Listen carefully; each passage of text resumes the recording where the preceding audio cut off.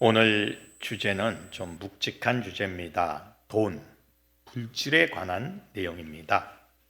우리가 물질을 뛰어넘지 않고 물질에서 해방되지 아니하면 절대로 신앙생활을 영위할 수 없는 시대에 우리가 살고 있어요.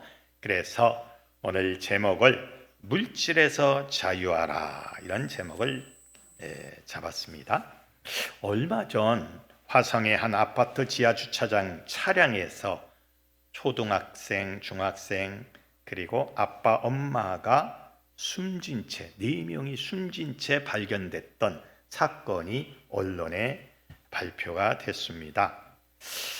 그의 삶이 얼마나 경제적으로 힘들었고 어려웠는지 유서가 발견이 됐는데, 이런 유서가 발견이 됐어요.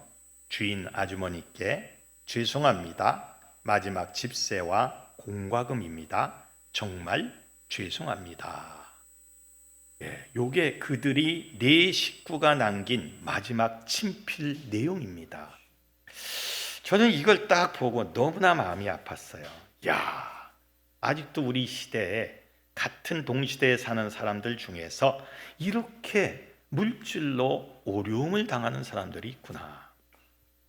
제 주위에는 정말 가난하고 힘없는 사람들이 많아요.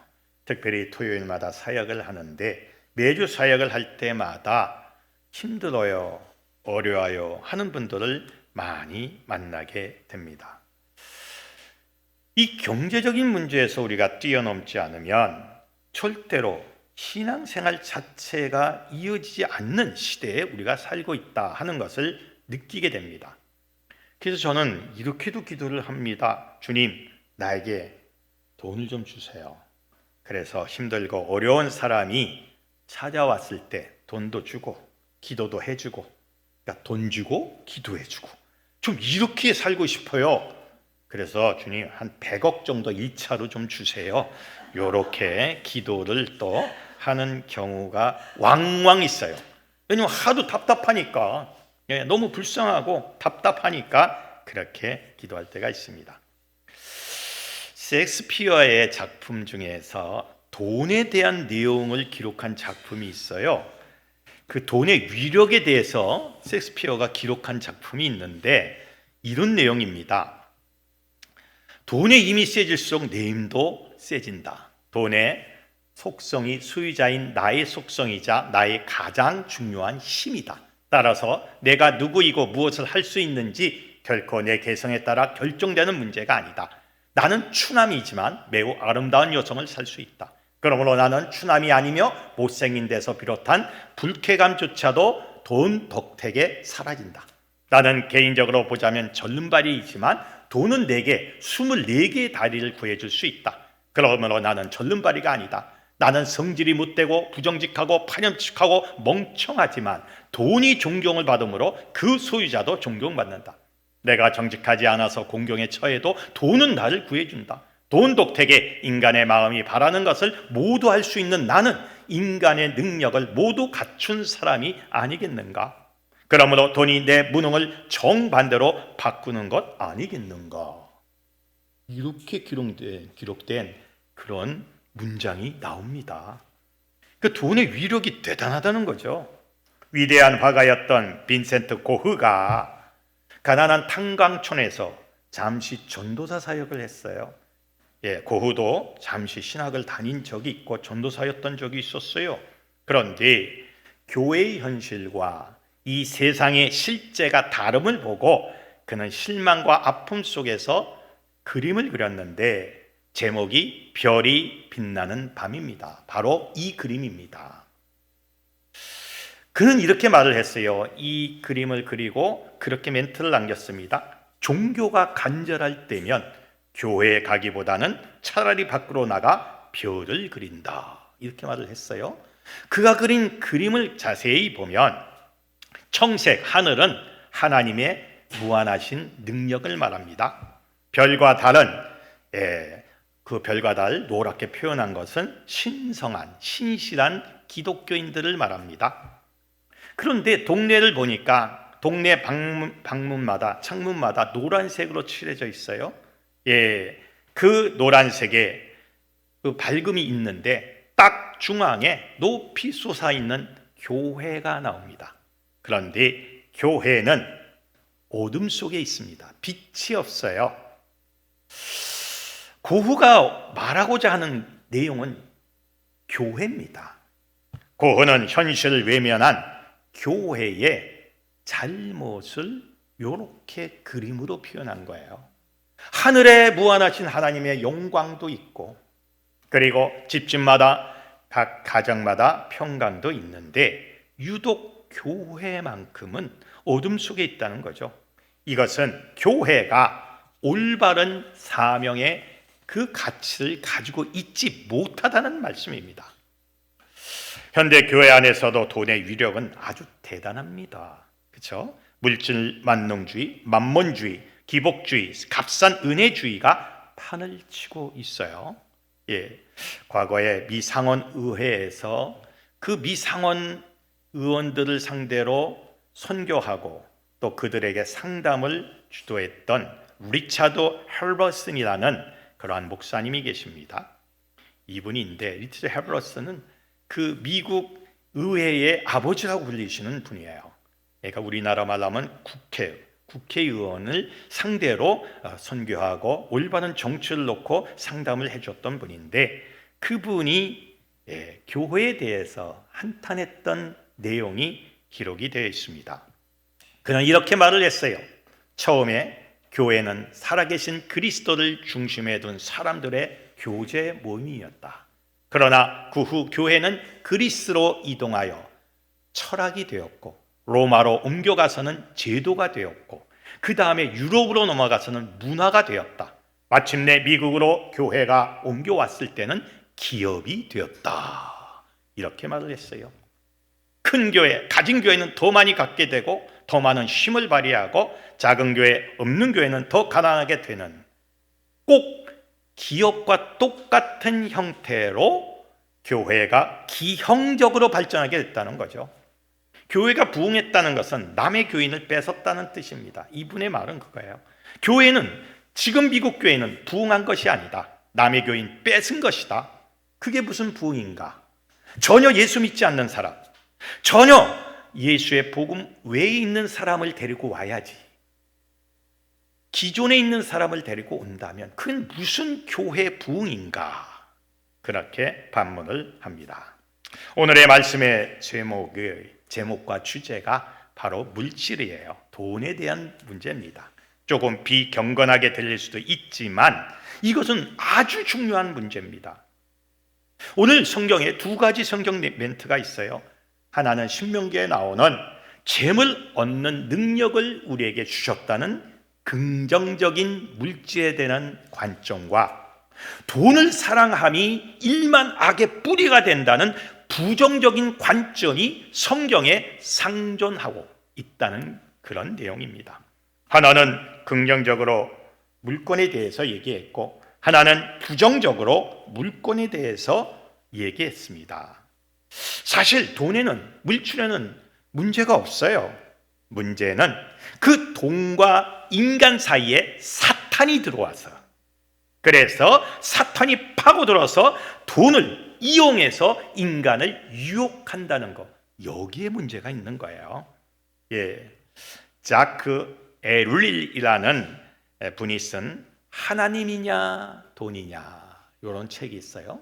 책 제목이 지금 서점에도 나와 있는데, 하나님이냐 돈이냐라는 책이 있는데, 그 책에 보면 돈의 유혹에 대해서 그는 이렇게 그 책에 기록을 하고 있습니다.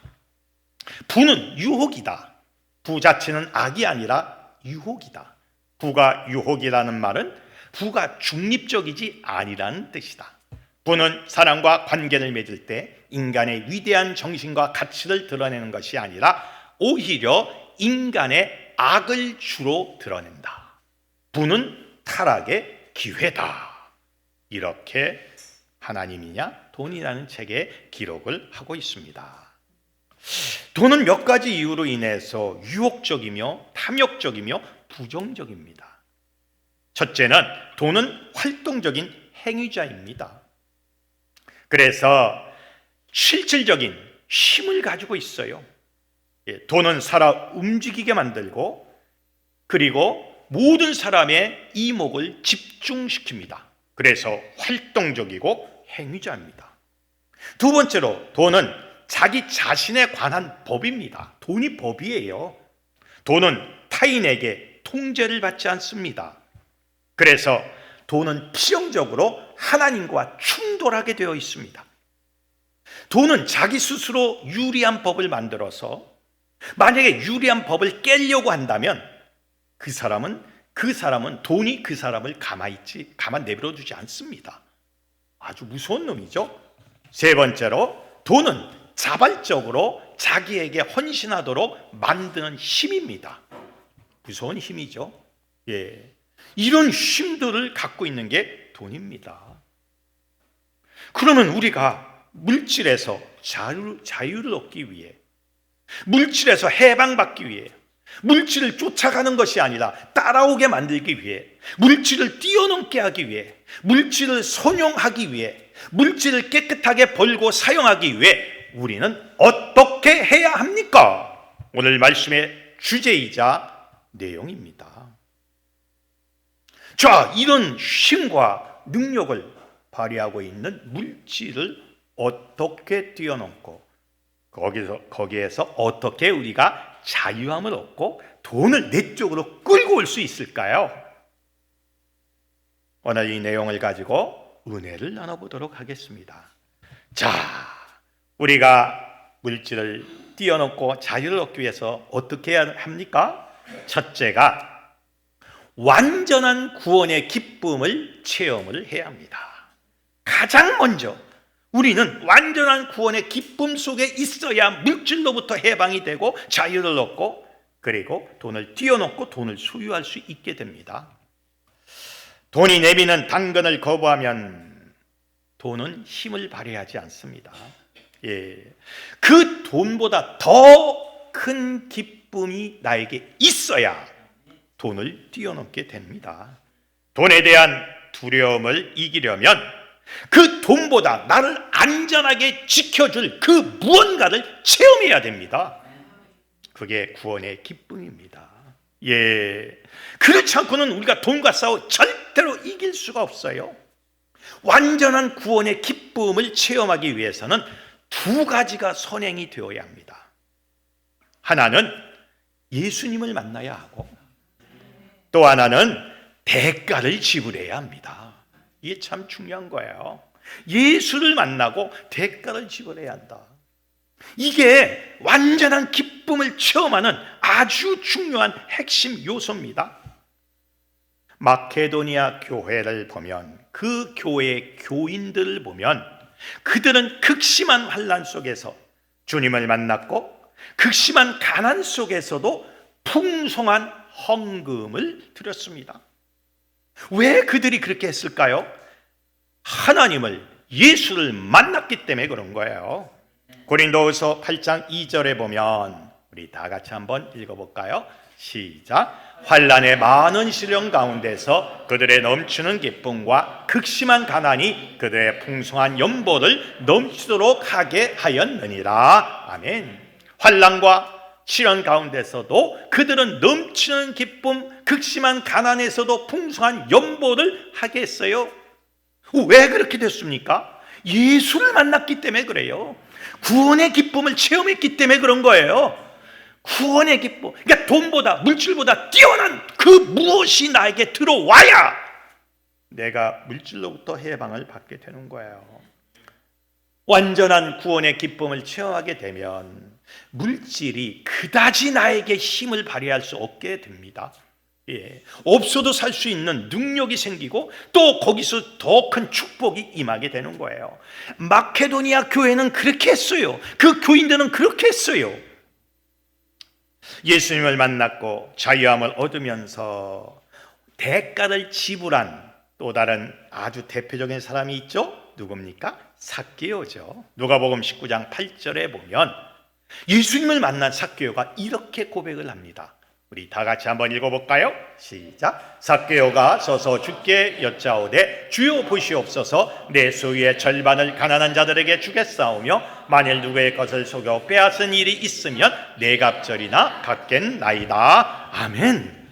자, 예수를 만난 삭개오는요 아주 과감하게 예수님 앞에서 베팅을 합니다. 주님, 내가 내 전 재산의 50%를 가난한 자에게 나누겠습니다. 그리고 만일 누구의 것을 속여 뺏은 일이 있으면 4배로 갚겠습니다. 여러분, 주님을 만난 이 기쁨이 내가 갖고 있는 돈보다 더 좋은 거예요. 그러니까 여기서 자유함을 얻는 거예요. 내가 이 기쁨, 이 체험을 못하면 죽을 때까지 우리는 물질에 쌓여 있고 물질에 매여 있을 수밖에 없어요. 그래서 맨날 돈이에요. 돈 들어오는 돈 들어오는 돈 들어오는 돈 들어오는 돈 이렇게 된다 이거예요. 돈도 안 생기면서 돈 들어오는 돈이야. 참 노래도 잘 만들었어. 누가 만들었는지 아주 그냥. 여러분, 참 이게 중요한 거예요. 돈을 뛰어넘는 그 무엇인가가 나에게 체험이 돼야 돼. 그러면 물질을 일단 뛰어넘게 돼요.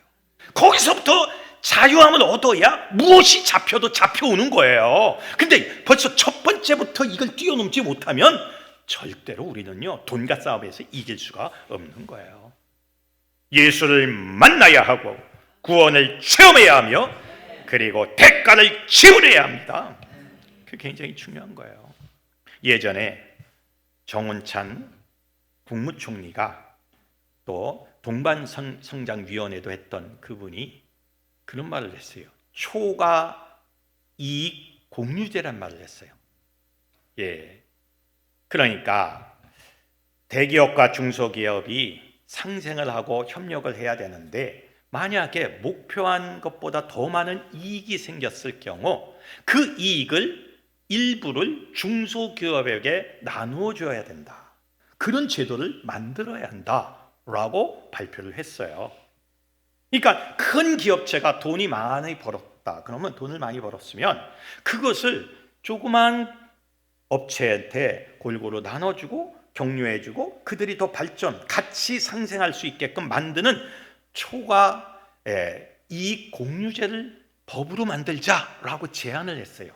그러자 그 다음날 즉각적으로 반박하고 했던 사람이 있습니다. 바로 삼성 기업의 이건희 회장입니다.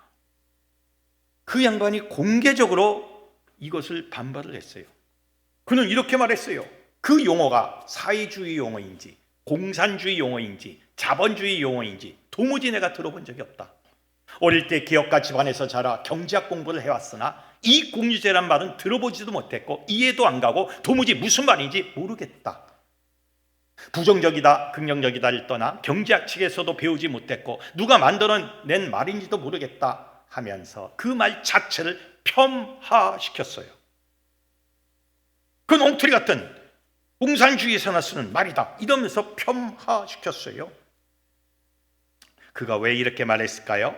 삭개오 같은 구원의 기쁨을 체험해 보지 못했기 때문에 그래요.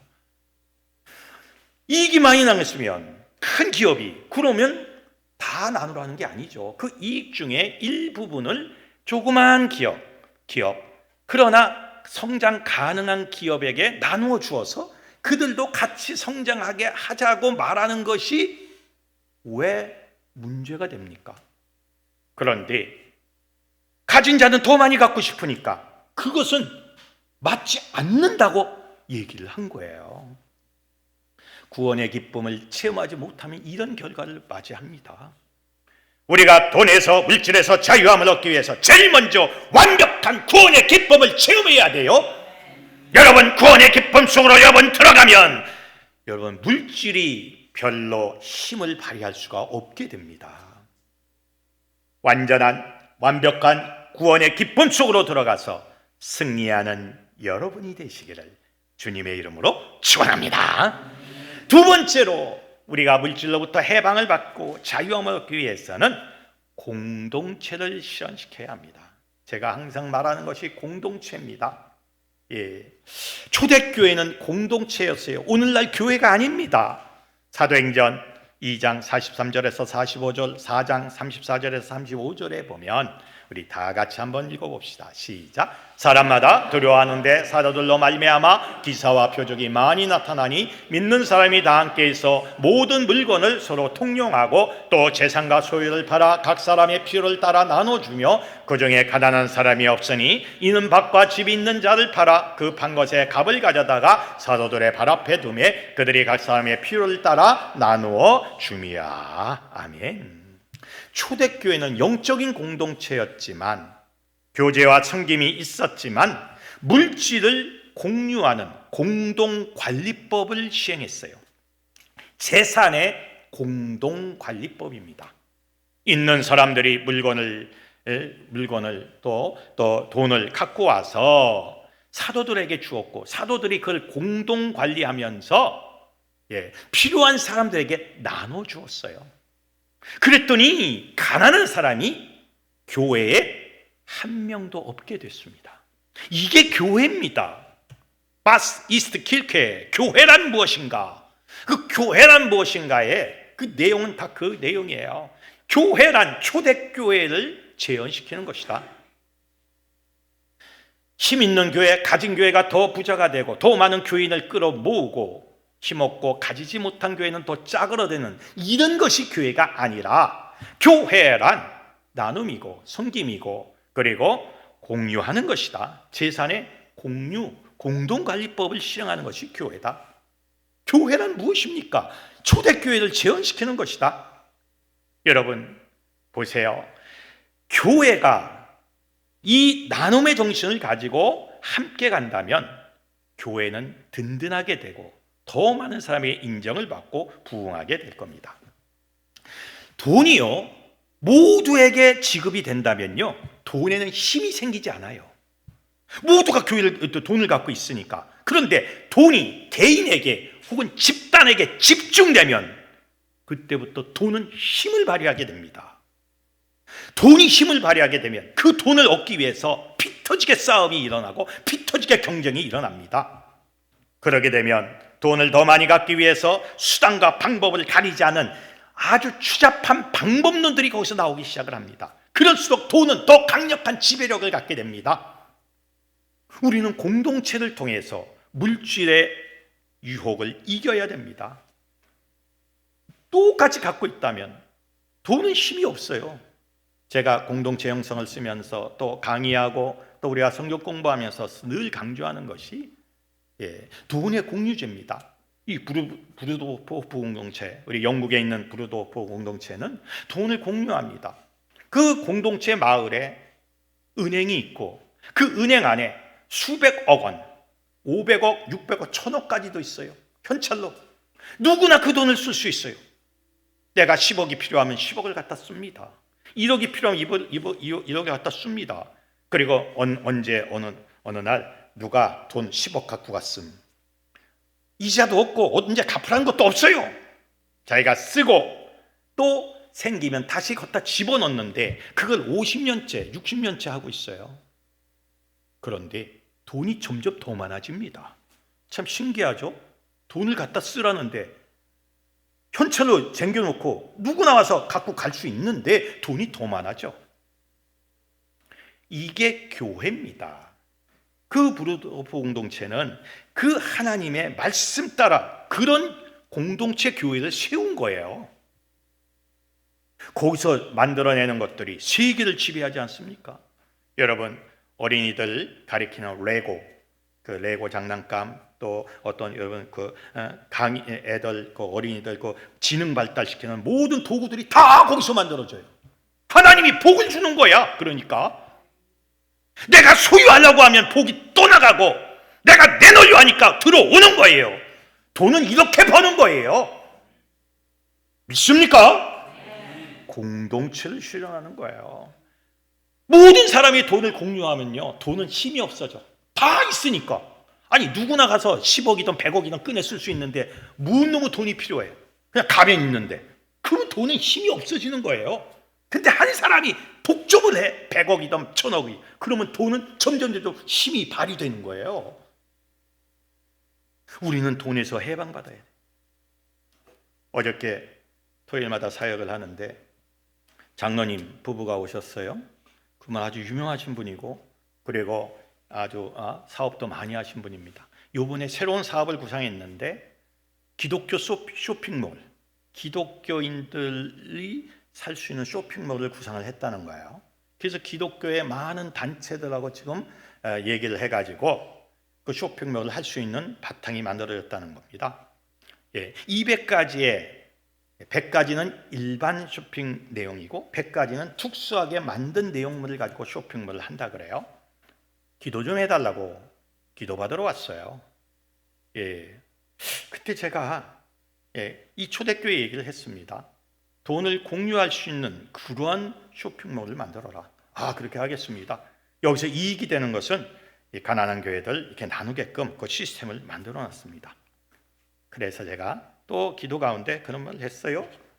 생체 리듬을 활성화시켜주는, 그러니까 생체 기능을 활성화시켜주는 그런 기계를 가지고 승부를 걸어라. 물론 이제 다른 거 200종류, 몇백 종류는 있지만 그 중에서 당신 사업, 당신 거는 생체 리듬을 이렇게 발달시키는 그런 기계를 가지고 할 때에 하나님이 돈을 벌 수 있는 기회를 주실 것이다.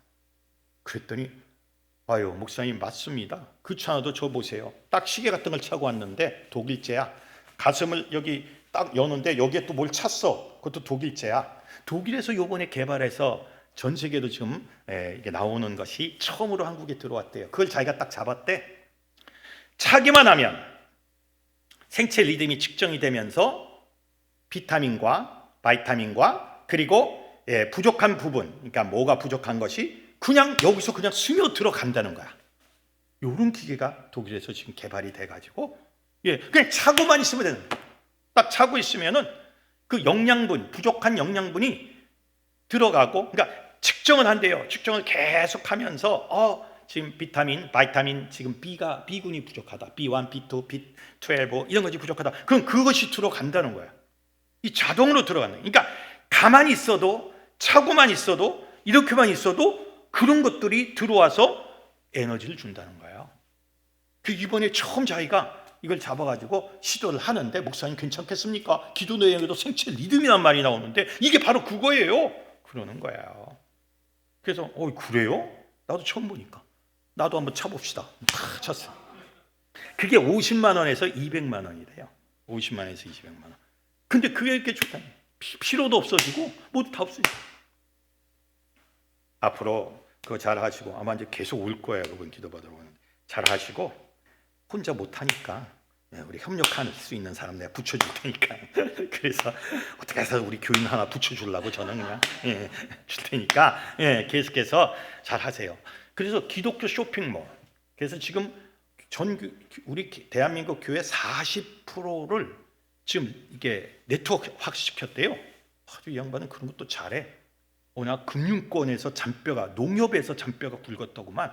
농협에서 거의 그 최상급의 바로 밑에 있는 데까지 올라가신 분인데 아주 그냥 이 돈 끌어오는 데하고 뭐 비상하게 돌리는데 아주 타고났어. 그래서 40%의 네트워크를 벌써 만들었대. 그래서 쇼핑몰은 이제 요번에 얼마 후에 오픈을 한다고 그렇게 말을 합니다. 중요한 것은 나 혼자 독식을 하려고 하면 돈은 떠납니다. 더 힘을 발휘해요. 못 쫓아가요. 그런데 함께 가려고 하면 얘기가 달라진다는 거죠. 여러분, 공동체를 실현시킬 때에 돈이 나에게 힘을 발휘하지 못할 뿐만 아니라 나에게도 오게 됩니다. 꼭 기억하시기를 주님의 이름으로 축원합니다. 세 번째로 돈에서 물질로부터 어떻게 해방을 받습니까? 성령의 기름 부으심이 임해야 한다는 거예요. 여러분, 우리 이사야서 61장 1절에서 3절이 많은 사람이 영적으로만 해석을 해요. 우리 다시 한번 읽어봅시다. 시작. 주 여호와의 영이 내게 내리셨으니 이는 여호와께서 내게 기름을 부으사 가난한 자에게 아름다운 소식을 전하게 하려 하심이라. 나를 보내사 마음이 상한 자를 고치며 포로된 자에게 자유를, 갇힌 자에게 노임을 선포하며 고치며 우리 하나님의 보복의 날을 선포하여 모든 슬픈 자를 위로하되 무릇 시온에서 슬퍼하는 자에게 화관을 주어 그 죄를 대신하며 기쁨의 기름으로 그 슬픔을 대신하며 찬송의 옷으로 그 근심을 대신하시고 그들이 의의 나무 곧 여호와께서 심으신 그 영광이 나타낼 자라 일컬음을 받게 하려 하심이라. 아멘. 이 부분을 많은 사람들이 그 성령의 기름 부음을 영적으로만 해석을 합니다. 영이 가난한 사람, 또 영적으로 포로가 된 사람, 마귀에게 포로된 사람, 이런 사람들을 해방시키는 것으로만 해석을 해요. 그렇지 않습니다. 히브리어 이 원문을 자세히 보면 이건 상당히 육적인 내용입니다. 실제적인 내용이에요. 경제적으로, 정치적으로, 실제적으로 해방을 주는 그런 말씀입니다. 가난한 자에게 기름이 부어져서 그 가난한 자에게 아름다운 소식, 물론 복음의 소식도 듣게 하지만 해방의 소식, 물권을 뛰어넘는 물질을 소유하는 소식도 전하게 한다 이거요. 듣게 한다 이거요. 그래서 이건 영적인 해석도 가능하지만 육적으로, 이 경제적으로도 해석이 가능한 내용입니다. 하나님의 기름 부음이 나에게 임해야 돼요. 그러니까 여러분이 물권에서 해방받고 물권을 잡기 위해서는 하나님의 기름 부음을 갈망해야 합니다. 성령님 나에게 기름을 부으십시오. 그 기름 부음을 통해서 내가 주님의 영광, 능력의 영광을 나타내길 원합니다. 기름 부어달라고 기도하시기 바랍니다. 그 기름 부음이 우리를 가난에서 해방시키고 포로에서 해방시키며 여러 가지 상황과 아픔 속에서 우리를 해방시키는 겁니다. 여러분, 영적으로도 해방시키고 육적으로도 해방을 시키는 거예요. 그래서 기름 부음을 갈망해야 합니다. 우리가 기름 부음 속에 깊숙이 침몰에 들어간다면 놀라운 축복이 우리에게 임하게 될 줄로 믿습니다. 하나님의 그 성령님의 기름 부음, 그 세우심의 기름 부음 속으로 들어가십시오. 그러면 여러분은 물질로부터 자유함을 얻고 또 물질이 나에게 오게끔 만드는 기적을 체험하게 될 줄로 믿습니다. 네 번째로 물질로부터 해방을 받기 위해서는 이 땅에 경제 정의를 세워야 합니다. 이거 굉장히 중요한 거예요. 우리는 청직입니다. 청지기가 뭡니까? 주인의 재산을 위임받아 관리하고 집안일을 전반적으로 돌보며 또 다른 사람들을 관리하고 또 자신의 어떤 경제적인 것들도 책임을 지는 그런 사람을 청직이라 그래요. 우리는 청직이요. 이 지구에 있는 모든 것은 하나님 거예요. 우리는 하나님 것을, 그 주인이신 하나님의 재산을 위임받아서 관리하는 집사입니다. 우리 모두는 집사예요. 관리 집사예요. 그렇기 때문에 청직이라는 생각을 가지고 우리는 이 땅에서 살아야 돼요. 그래서 경제 정의를 세워야 합니다. 경제 정의를 세우기 위해서 몇 가지 질문에 대답을 해야 합니다. 첫째, 나는 하나님 나라가 근본적으로 부와 권력으로부터 유지되거나 확장되는 것이 아니라고 믿는가? 부와 권력이 하나님 나라를 만들 수 없다는 것을 믿는가 이거예요. 두 번째로는 나는 이 세계가 정의롭지 못하다는 인식을 하고 있는가? 세 번째는 나는 가난하고 실패해도 하나님의 일꾼이요. 그리고 주인공으로서 사용될 수 있다는 것을 믿는가? 네 번째로는 나는 성공에 이르는 과정에서 심각한 양심의 고통을 겪을 때 감사히 실패의 길을 택할 용기가 있는가? 수단과 방법을 가리지 않는 그 성공이 아니라 하나님 말씀에 어긋나면 거부할 수 있는 용기입니다. 다섯 번째, 나는 성공했더라도 검소한 삶을 살면서 이웃들과 나눌 수 있는가? 여섯 번째, 나는 좀 더 정의로운 제도를 만들기 위해서 노력할 수 있는가? 이 여섯 가지 질문을 끊임없이 나에게 던지면서 우리는 앞으로 나가야 돼요. 그게 청지기의 삶입니다.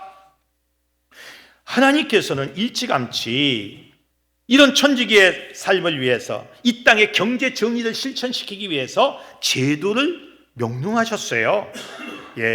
7가지 제도를 명령했습니다. 이게 하나님의 경제 정의입니다. 첫째는 임금체불 금지하기. 신명기 24장 15절에 나와 있어요. 두 번째는 가난한 자에게 무이자 대출하기. 이자를 받는 것은 하나님 편에서는 죄악입니다. 무이자 대출해주기. 출애굽기 22장 25절에 나와 있습니다. 세 번째는 7년 단위의 빚 탕감하기. 7년이 되면 빚을 탕감해 주는 거예요. 신명기 15장 1절에서 2절에 나와 있어요. 빚을 탕감해 주는 거예요. 7년 단위로. 네 번째는 곡물과 포도의 일부 남겨두기. 농사를 타작할 때, 가을에 수확할 때 일부러 조금 떨궈뜨려. 그래서 가난한 자들이 와서 그거 콩고물 그거 좀 가져가게 그렇게 남겨두라는 거예요. 이것도 레위기 19장 9절에 나와 있습니다. 다섯 번째, 7년마다 땅 묵혀두기. 7년째 되는 날은 땅을 묵혀두라. 출애굽기 23장 11절에 나와 있어요. 여섯 번째는 노예 생활 6년 후에 독립자금과 함께 자유 주기. 신명기 15장 12절에 나와 있습니다. 마지막 일곱 번째, 50년마다 원래의 땅을 되찾아 주기. 희년 선포하기. 7가지입니다. 이게 하나님의 경제정의예요. 자, 보세요. 누가 땅을 샀어. 근데 50년이 되면 그 원래 주인한테 다시 돌려줘. 자기는 샀어도 50년만 쓰는 거야. 아니, 이렇게 되면요, 부동산 투기라든가 또 무슨 이딴 말이 없을 겁니다. 아니, 원래 50년 지나면 다시 내 땅 찾는데, 그냥 있으면. 그래서 땅을 다시 찾아갖고 재분배를 또 다 하는데, 원래 하나님이 가나안 땅을 정복하고 나서 각 지파들에게 땅을 다 배분해 줬어요. 개인적으로도 다 배분해 줬습니다. 누구나 자기 땅을 가질 수 있게 만들었어요. 그때부터 이제 요이 땅 하고 그때부터 시작을 한 거예요. 근데 세월이 흘러가면서 망한 사람, 잘된 사람 있어가지고 땅을 뺏기기도 하고 집이 넘어가기도 하고 이렇게 됐어요. 그런데 50년 딱 되면 다시 원위치, 처음에 나눠준 대로 다시 가라. 그러면 투기라는 말 자체가 없게 돼요. 이게 하나님의 경제정의입니다. 요렇게만 살면요, 이 땅에 가난한 사람 없어요. 그런데 참 이 인간의 욕심이 이걸 못한 거야. 이스라엘 백성도 하나님의 명령을 받았음에도 불구하고 이걸 못한 거예요. 그래서 문제가 생기는 겁니다. 진정한 나눔에 관해서 칼럼을 썼던 김규항 선생님이 계십니다. 그분이 쓴 예수전이라는 책이 있어요. 예수전이라는 그 책을 내용에 이런 내용이 있습니다. 자, 우리 다 같이 한번 읽어볼까요? 시작. 진정한 나눔은 적선이나 자선이 아니라 적선과 자선이 없는 세상을 만드는 일이다. 나눔은 불쌍한 사람과 그 불쌍한 사람을 돕는 훌륭한 사람으로 역할을 나누어 버리는 우스꽝스러운 쇼가 아니라 누구든지 제 능력과 개성에 맞춰 정직하게 일하는 것만으로 사람으로서 최소한의 품위와 자존심을 유지하며 살아가는 사회를 만들어가는 노력이다. 아주 기가 막힌 내용을 얘기했어요. 나눔이 뭐냐? 적선이 아니요, 자선이 아니요. 자선 냄비에 돈 집어넣고 이게 아니요. 그 적선과 자선이 없는 세계를 만드는 거야. 보통 사람들이 정직하게 살면 품위와 자존심을 유지하며 살아갈 수 있는 그런 사회, 그런 정도의 물질을 얻을 수 있는 사회를 만드는 것이 진짜 사회다. 이렇게 말을 했어요. 그게 예수가 원하는, 주님이 원하는 사회다. 이렇게 말을 했어요. 참 기가 막힌 말입니다. 참 기가 막힌 말이에요. 시인 홍순관님이 쓴 평평한 물이라는 시가 있어요. 정말 기가 막힌 시입니다. 이것도 다 같이 한번 읊어볼까요? 시작. 물은 서로 평평하기로 약속했습니다. 조금이라도 수평이 기울면 다 그리로 가서 살기로 했습니다. 물이 걷는 것도 달리는 것도 다 평평해지려고 가는 길입니다. 흐르는 것도 떨어지는 것도 머무는 것도 평평하기 위해서지요. 평평하여질 때 물은 비로소 그 길을 멈춥니다. 그러나 언제나 떠날 준비를 하고 서지요. 조금이라도 평평함이 깨지면 곧 떠나고 맙니다. 물은 평평하려고 평평합니다. 평평하려고 평평합니다. 물이 조금이라도 끼울면 그쪽으로 물이 다 쏠리는 거예요. 그럼 이쪽은 어떻게 해요? 물이 없는 거 아니에요? 그 얘기입니다. 돈 있는 쪽으로 돈이 쏠려가지고 없는 사람은 더 없고 가진 자는 더 많이 갖고 이걸 비유로 이렇게 표현한 거예요. 평평한 물이라고. 평평해질 때 물은 전부에게 공통적으로 물은 존재하죠. 근데 조금이라도 끼워지면 그 길로 다 물은 흘러가는 거예요. 그렇게 사회를 만들면 안 된다는 것을 이렇게 비유적으로 표현한 시입니다. 아주 기가 막힌 시입니다.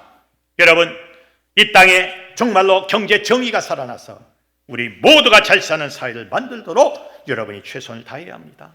이거는 성경의 법입니다. 말씀이에요. 그 말씀대로 살면 우린 가난해질 수가 없어요. 가난해지고 싶어도 가난해질 수가 없게 됩니다.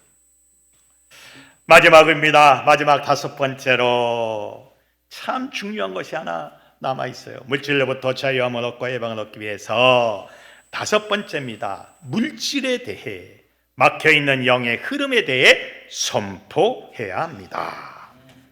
여러분, 단언컨대 영이 막혀있으면 물질이 뚫리지 않나요? 물질이 되지 않습니다. 어떤 사람은 예수도 안 믿고 거부하는데도 잘 먹고 잘 살아요. 어떤 사람은 죽으라고 새벽 기도하고 죽으라고 금요 철야하고 죽으라고 주일 나오는데 항상 돈이 없어요. 왜 그럴까요? 영의 흐름이 막혀 있어서 그래요. 이거는 위에서부터 내려온 흐름이에요. 우리 조상들, 그 조상의 조상들로부터 내려온 흐름이 막혀 있으면 절대로 거기서 물권이 생성되지 않습니다. 그래서 우리는 물질에 대해 막혀있는 영의 흐름에 대해서 선포해야 되는 거예요. 여러분, 영의 흐름이 막혀 있으면요, 죽었다 깨어나도 교회 아무리 다니고 무슨 세미나 아무리 다녀도요, 물건은 터지지 않습니다. 단언컨대 터지지 않아요. 이걸 뚫어야 됩니다. 뚫는데 선포로, 하나님의 말씀으로 뚫어야 되는 거예요. 돈이 돌게끔 뚫어야 돼요. 시인 고은 목사님이 쓴 당신의 능력이라는 시가 있어요. 당신의 능력이 뭐냐? 언어라는 거죠. 자, 이것도 우리 한번 읊어봅시다. 시작. 말해보라. 닫힌 문 앞에서 모든 것이 막혀 있을 때 열리라. 예수의 이름으로. 말해보라. 불가능 앞에서 앞이 보이지 않을 때 길이 보이라. 예수의 이름으로. 말해보라. 주저앉혀진 당신 인생을 향해 일어나라. 예수의 이름으로. 당신이 주의 이름을 부르면 당신은 주님 구원의 표적이 되고, 당신의 주의 이름을 던지면 당신의 문제는 부서짐의 표적이 되리라. 아멘. 모든 것이 막혀 있을 때 열리라. 예수 이름으로. 앞이 보이지 않을 때 길이 보이라. 예수 이름으로. 당신의 주저앉힌 인생을 향해서 일어나라. 달리다 쿰. 예수 이름으로. 여러분, 이게 언어의 능력입니다. 이게 선포입니다. 우리도 돈을 뛰어넘기 위해서, 돈에서 자유함을 얻기 위해서, 돈이 나에게 들어오기 위해서, 돈을 선용하기 위해서 우리도 선포해야 합니다. 언어로 선포하십시오. 이렇게 선포하십시오. 우리 다 같이 우리 선포로 한번 기도합시다. 시작. 예수 이름으로 명한다. 돈은 돌고 돌게 될지어다. 예수 이름으로 명한다. 주님의 사업에 돈이 쓰임받게 될지어다. 예수 이름으로 명한다. 경제적 빈곤과 압박에서 해방받게 될지어다. 예수 이름으로 명한다. 막혀있는 영의 흐름은 뚫어지게 될지어다. 아멘. 아멘. 여기입니다. 이겁니다. 돈에 대해서, 재물에 대해서, 살림에 대해서 여러분 선포하십시오. 예수의 이름으로 선포하라. 열리라. 길이 보이라. 일어나라. 예수님도 선포하지 않았습니까? 달리다 쿰 에바다 하면서 선포하지 않았습니까? 왜 우리는 선포하지 않습니까? 왜 예수만 선포해서 기적을 봅니까? 우리도 선포해서 기적을 봐야 되지 않겠습니까? 호레비비 허브라이스비 히스베 호브라이스 하라바바요. 호레비 피스비 히어브라이스비요. 우리가 선포하며 명령할 때 주님이 능력이 우리에게 역사할 줄로 믿습니다. 여러분, 물질이 막혀 있을 때, 막혀 있는 영의 흐름이 있을 때에 과감하게 예수의 이름으로 선포하십시오. 하나님께서 여러분에게 힘을 주고 능력을 주고 권능을 주실 겁니다. 여러분, 이 5가지입니다. 돈에서 자유 얻고, 돈에서 해방을 받고, 돈을 뛰어넘고, 돈이 나에게 오게 하기 위해서, 내가 돈을 쫓아가면 나는 죽을 때까지 못 쫓아갑니다. 가만히 있어도 돈이 오게 만드는 거예요. 이 5가지가 우리를 돈에서, 물질에서 해방시킵니다. 자, 1번부터 5번까지 쭉 읽고 마치겠습니다. 시작. 완전한 구원의 기쁨을 체험해야 합니다. 공동체를 실현시켜야 합니다. 성령의 기름 부으심이 임해야 합니다. 이 땅의 경제 정의를 세워야 합니다. 물질에 대해 막혀있는 영의 흐름에 대해 선포해야 합니다. 이 5가지를 여러분 적용하십시오. 적용하게 해달라고 또 기도하십시오. 난 이렇게 살겠다고 고백하십시오.